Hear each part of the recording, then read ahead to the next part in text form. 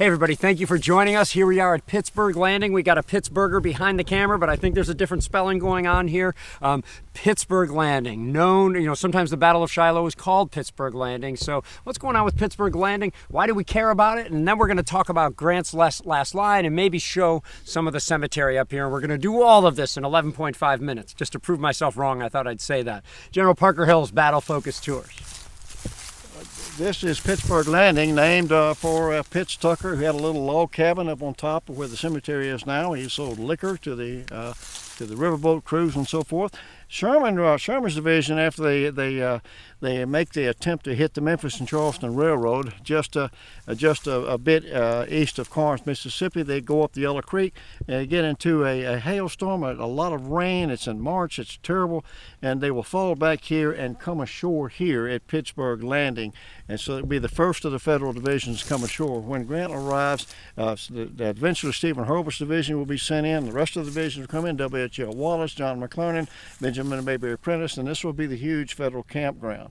Now, this is also where on Sunday night of the battle of the 6th of April, 1862, Bull Nelson's men, William C. Nelson, Bull Nelson's his name, and he was a bull. He will arrive on the other side of the river after marching from Savannah down through some wet, swampy land, and they will begin to have boats ferry these reinforcing troops across. As Bull Nelson comes across, he sees a number of thousands of Grant's men cowering down here. They've got a band up on the hill playing Giuseppe Verdi's Anvil Chorus, trying to get these men motivated. I always loved Giuseppe Verdi. That means Joe Green in English, okay? Joe Green's Anvil Chorus is up being played here, and the men just cannot be rallied. And Buell and Nelson are very, very critical of Grant later on about all of this. But again, of course, Buell is going to be relieved of command not too far from now in October, and Bull Nelson's going to be killed by Jefferson Davis, not the Jefferson Davis, a Union brigadier general. You never slap a man in the face and call him a puppy in front of your governor. He may shoot you, which is exactly what happens. But this is where the federal troops, the reinforcements, will arrive. Now picture boats and boats and boats stacked up along here, transport boats. This will also become a major hospital after the battle. And many of the troops are on these boats. And of course, what you do is, if you want drinking water, you drop your bucket off of your starboard, your port bow. You get your drinking water, and then you throw the human waste off on the starboard bow. Trouble is, you got a boat next to you. So when you drop into you see what's happening. These men are literally being poisoned on these boats. The hospitals out in the fields, Noah Cantrell's field, will fare much better out in the open sunlight with better water. So yeah, lots of things happen here at Pittsburg Landing. There are things that happened before the Battle of Shiloh, but we'll see. This is where Grant will be when he will come in and go in. When the battle first starts, he will land here on the morning of the 6th of April, go by horse, go inland, and start trying to take command of his troops there as he arrives from Savannah. Good, thanks Parker. We do have approximately 3 wartime or 1862 photos taken at Shiloh, and 2/3 of them are taken here for about 60 yards behind the camera there, showing some of these transport boats, showing maybe the Tigris Grant's headquarters sort of boats. So let's walk and talk a little bit, because as all this fighting is going on April 6th, 1862, the Union Army is not idle over here, okay? As Parker already said, the Union scrambled some 30-pounders up there. We already saw some naval guns up there. Where did these guns come from, and what is the Union really preparing for disaster here, Parker?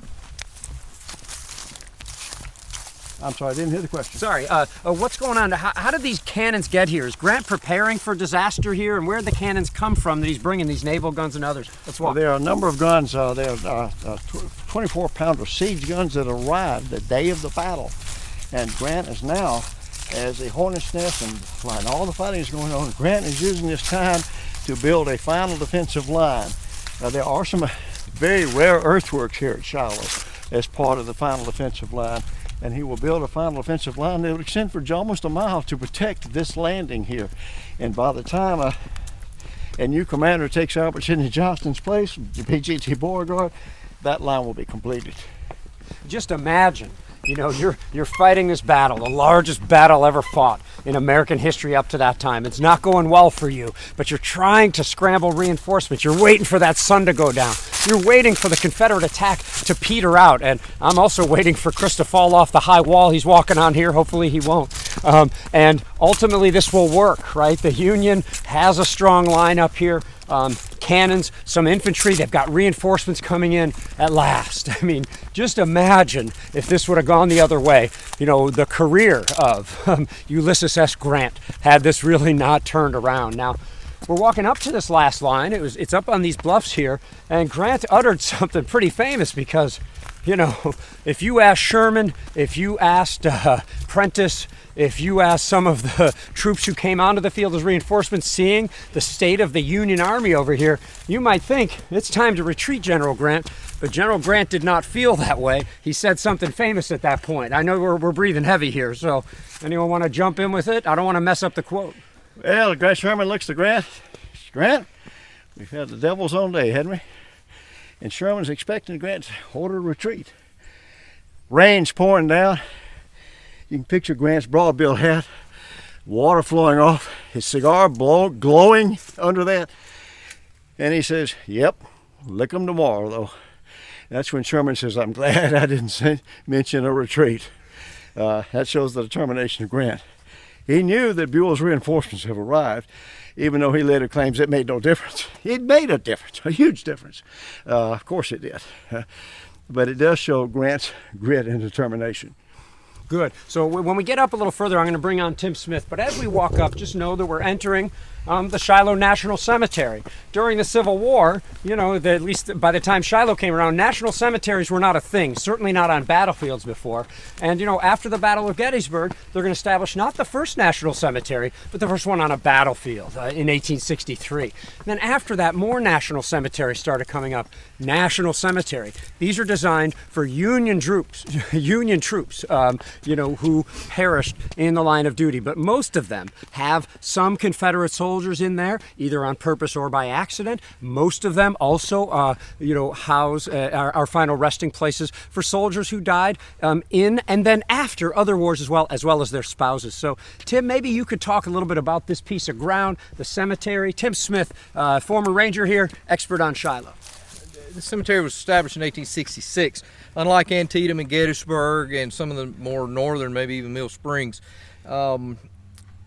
deep down in the South, you don't normally establish the cemeteries during the war itself. You still got hostilities going on. You can do that at Gettysburg or Antietam, but you wait till after the war's over. So these, like at Vicksburg and here and Fort Donelson, you wait and establish after the war's over.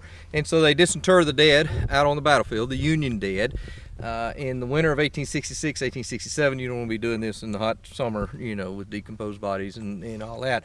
So they bring the bodies to the National Cemetery, what they can find. I'm sure there's still a few Union burials out there, you know. Sure. There's no way probably that they found all of them. But the vast majority out here are dead from the Battle of Shiloh. There are also some brought in from for instance, Fort Henry. This is kind of the Tennessee River Valley's National Cemetery. And so the vast majority are from this campaign and from Shiloh here. There are 4 Confederates actually buried here. 2 are known. They were prisoners of war buried originally in Savannah. Nobody really knows why they were put in here. But they're known. The other 2, one's from 1st Missouri and one from the Orleans Guard, are unknown.